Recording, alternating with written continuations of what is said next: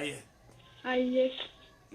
Gaafi lammaffaa ammoo ka gaafachuu barbaade wanni martinuu jireenya namaa keessa kan nama qunnamu waan rabbii nazaritti dabarsee jedhamee yaadama namni martinuu wanni tokko ta'e rabbi azalitti dabarsedha maamti. Jiruu keessatti wanni nama dhufaa cufti waan rabbiin azalitti dabarsee jedhama hayyetti fufi. Jiruun teena guutuu rabbi waan qara nu barreesseef wali maasiyaa dalaynuu fi keerii taatellee erga qara barraahee bakka sanuma dalayna malee wanni addisiin nufi nun jiru jechuudha. Beekama. Kama qara barraahee nu dalayna malee addisiin jiru ka jiruun keenya keessatti. Addisiin ati gartee guyyaa keessaa fiddu hin jiru wanni cufti waan duraan qara barraawee rabbiin fixee jiru. Haya wanni sun qara yoo rabbiin azalitti wanni ni dabarse guyyaa akkanatti hin duuta jedhe dimelikki kiyyaa rabbi umrii na dheeressi jedhee yoon kara dheeraa achumatti bu'a jechuudha. Gaafi bareeddu haya yoo gartee fakkeenya yoo gartee yaa rabbi umrii na dheeressi taak fakkeenya yoo gartee riskii azalii sii katabe umrii dheerina tana Rakenya waan je Rasulullah Islami gaafinte gaafi bareeddu naja kas gajolotti jolle usisi jalasi ke oxay na dage fadu jolotti sifi wara dage ufille faida da gaafintu rabbi subhanahu wa ta'ala wa chufa ala azali dabarse umri ilmana ma khanalle umri ilmana matille azalitti ilmi abalu amma amasaddetam taan katabamte amma amasagaltam taan katabamte sagaltam guyyaa kana sakandii kana za'a kana daqiiqaa kanaati yoo jiruu hin keessa baati ifaan irra dhaamaa dabarse rabbiin walaakin guyyaa keessa yoo namni tokko du'aayii godhate umrii ni dheereysa tajettu akkasuma gaafiin ta'e akkasimi akkana siifii wal qixxeessaa bar gaafii deetu siifii wal qixxeessee akkataatti gaafatu si tolcha wanni jiru bikka tanatti wanni jiru dhaggeeffatu ijoolletti rasuulul islaami waan jee namni rahima saa maxxanfate nama rahima saa maxxanfate rabbiin umrii dheereysa dhaggeeffatu ijoolletti nama gartee rahima saa maxxanfate rabbiin umrii dheereysa tak nama ammas haadha abbaa isaa tola oolee rabbiin umrii dheereysa riwaayaa imaamu ahmad irratti waan jee rasuulul islaami riwaayaa imaamu ahmad odeeyse aboo namni gartee rabbiin akka umrii isa dheereysu barbaadu rahima saa maxxanfatu waliyabir waalidayhi je rasuul islaami rahima saa illee maxxanfatu haadha abbatti illee tola ool tanaafu rahima maxxanfachuun umrii nama dheereysu riwaayaa bukhaariiti haadha abbaatti tola ooluun umrii nama dheereysu riwaayaa imaamu ahmad as deebi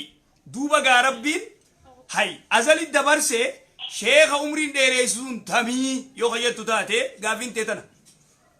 wayjira wanni jiru galmeen takka galmee halka gartee malaayikaa jirtu galmeen takka sigalee galmeen beeytaami galmeen beeyta galmeen takka harka malaayikaa jirti galmeen takka immoo waan rabbiin azali dabarse ilmi abalu intalti abalu umriin isii amata 60 azali dabarse malaayikaan immoo waan ja'uun malaayikaan ta'inni azali dabarse hin beekan malaikaan immoo rabbii subhanahu wa ta'ala waan ja'uun intalti warra abalu dhaggeeffatu qajeeloti intalti warra abalu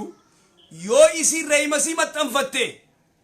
60 godhaa jaan akka isin rahimaas maxxanfatte akka isin rahimaas maxxanfachuu teessu azali dabarse rabbiin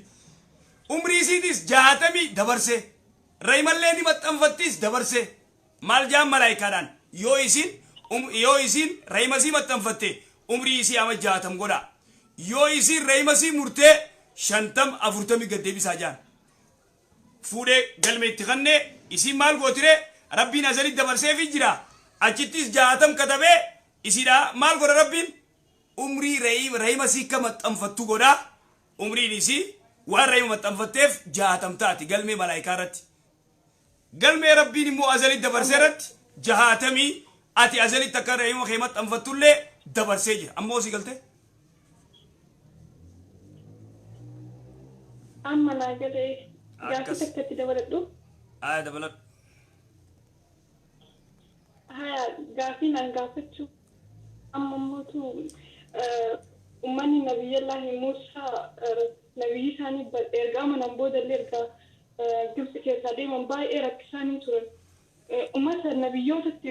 nabiyyoonni itti ergamte ummata mara keessaa ummanni sun caalaa ummata nabiyyii rakkisirraa ta'anii fudhatamammoo akkam. Nabiyullah eenyutti? Nabiyullah Muusaa ette? Nabiyyallahi Muusaa. Nabiyullah Muusaa ummanni isaa ni rakkaniyyatti. Meera deebi. Ergaa baharallee bahan booda ergaa amanan booda illee diggaamee deebi'anii tumaan kafaran waan adda addaa muujizaa adda addaa illee rabbiin erge rabbiin nutti argisiisa kana jedhanii gaafatanii turan. Gaafatan hayyee. Garuu rabbiin kana mara keessaa jara baatee jarri deebi'anii gaafii zaraallee hin dhiifne basta macarrashaa rabbii keetii wajjin ati tawagga'iitiin achi booda seena jedhanii kadidan sun rabbi. Ummata kan markeessa ummanni sun caalaa ummata badaadha jedhamee fudhatamuu akkam. Ummanni cuftii zamana isaaniitti Nabiyullah Muusaa alayhi nabiyina salaatu wassalaam gaafa gartee Fir'oona jalaa rabbiin isaan baasee Nabiyullah Muusaan baharatti dhufee bahara idrib bi'asaakal bahar jeen uleeteetiin bahara dhahi jeen baharri bikka lama dhoowee dachiin goggoydee ummanni banii Israa'el wayita Fir'oonni gartee dabruu deemu Nabiyullah Muusaan bahara dha'uu deemnaan ديسي جن واترك البحر رهوا جن ربين كسمت ديس ويتهم من بني إسرائيل في موسى نكدبرن فرعوني بحر ولا كاجزي سنة أكيد ربنا لاخ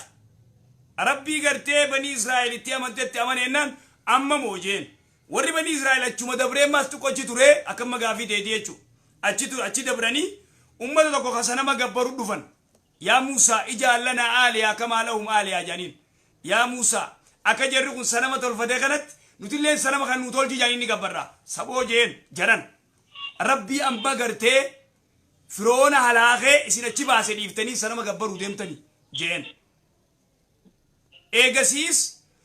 غافة إنك أبسوكو دا جينيس إذا بنت وربك فقاتلا جانين سيف ربين كديم هلولا جانين إنها هنا قاعدون بيت المقدس أبسا سينا إنا ديدل أمنا نكون أمتا غرتي نبي الله موسى أكان challenge godee akkaan rakkise jechuun ni dandeenya jechuudha akkasiin gaafinte.